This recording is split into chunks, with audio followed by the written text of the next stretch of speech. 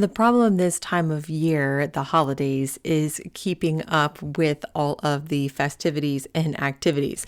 Don't get me wrong, it's really nice having company and going out to dinners with friends and going to parties and having people over. But keeping up with my home and meals this time of year can be pretty complicated. So for this Sunday reset, what I'm doing is just resetting my home and kitchen to get back to some sense of normalcy just through the work week. Really, right now, the name of the game for me is to just keep the momentum going. I'm not really getting into deep cleans or anything like that until after the new year, but I do need to maintain some sense of order amidst all of the holiday festivities. So right now, I am just getting my kitchen cleaned up. And one of the things I'm doing lately that I don't know why it took me so long to come to do this is I am using the delayed start on the dishwasher.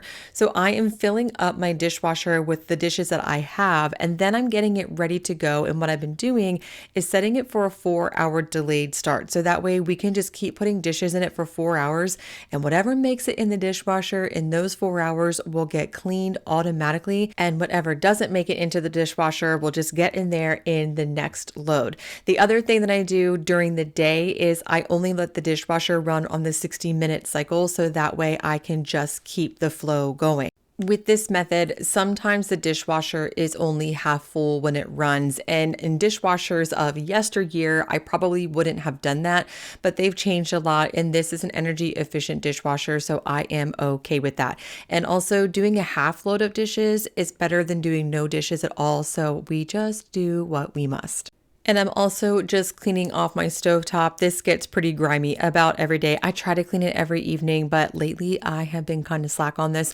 And after Thanksgiving, it definitely needs to be cleaned. So I am just wiping this down.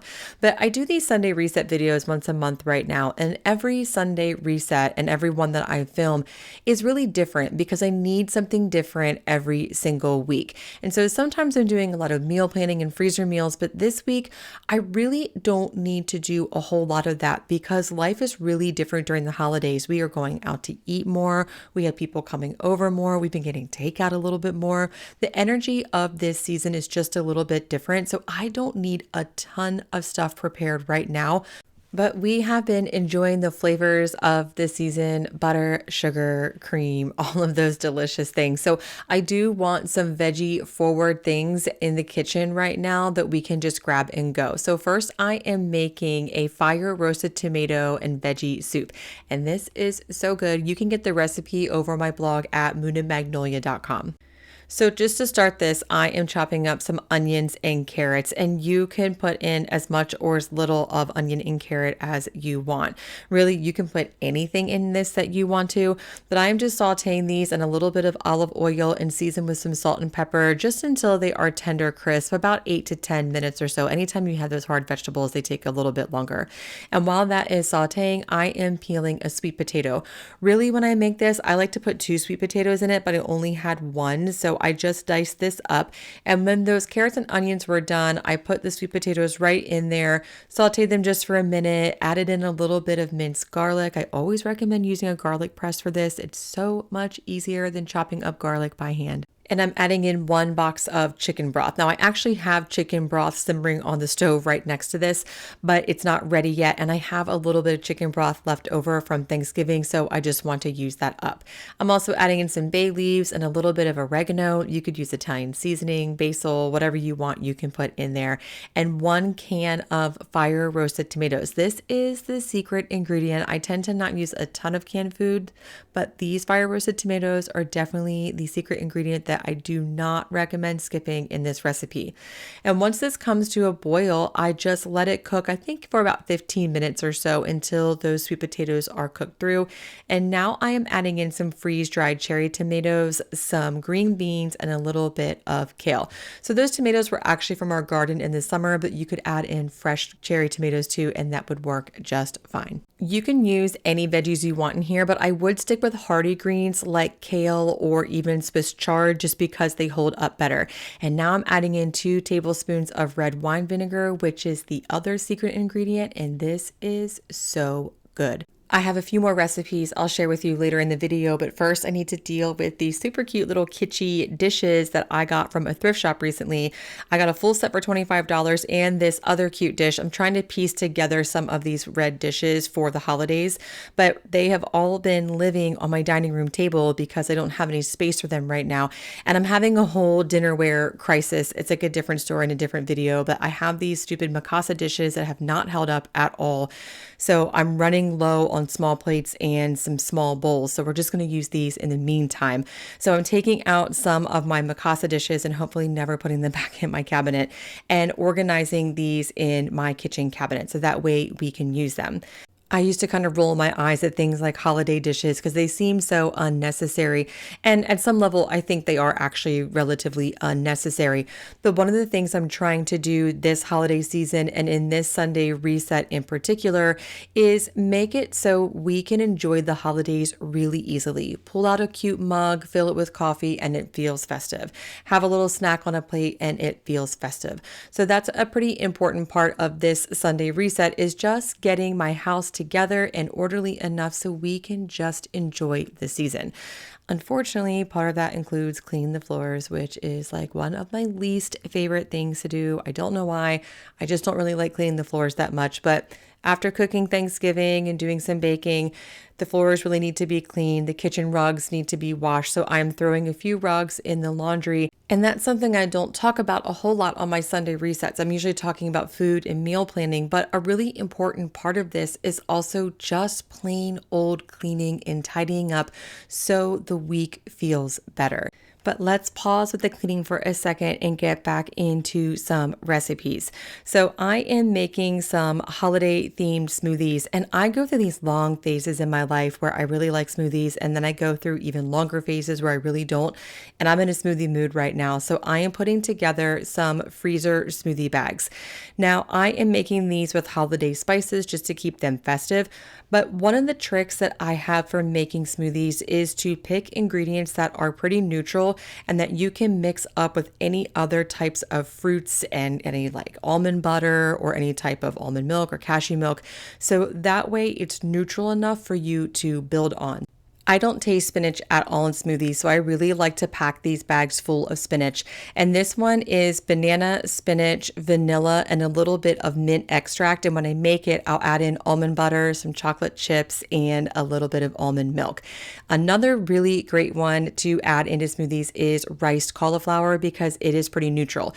This is a gingerbread smoothie. It is banana, rice cauliflower, a little bit of molasses, cinnamon, ginger, a pinch of salt, and I think a little bit of vanilla too. And also I will add in some almond butter and a little bit of almond milk when I make this. Anytime I make a smoothie, I try to add some combination of a fruit and veggie, a banana, something green, usually spinach, spices if it is seasonally appropriate to do so, almond butter, and then some sort of milk. Usually I prefer almond milk. And technically I actually really like peanut butter in my smoothies, but we have a peanut allergy in my home, so it has to be almond butter in this case. So I just stash these in the freezer, and then every morning I throw it in the blender with a little bit of almond butter, a little bit of milk, and I adjust the spices if I need to, add a little bit of maple syrup, and it is an easy, healthy breakfast.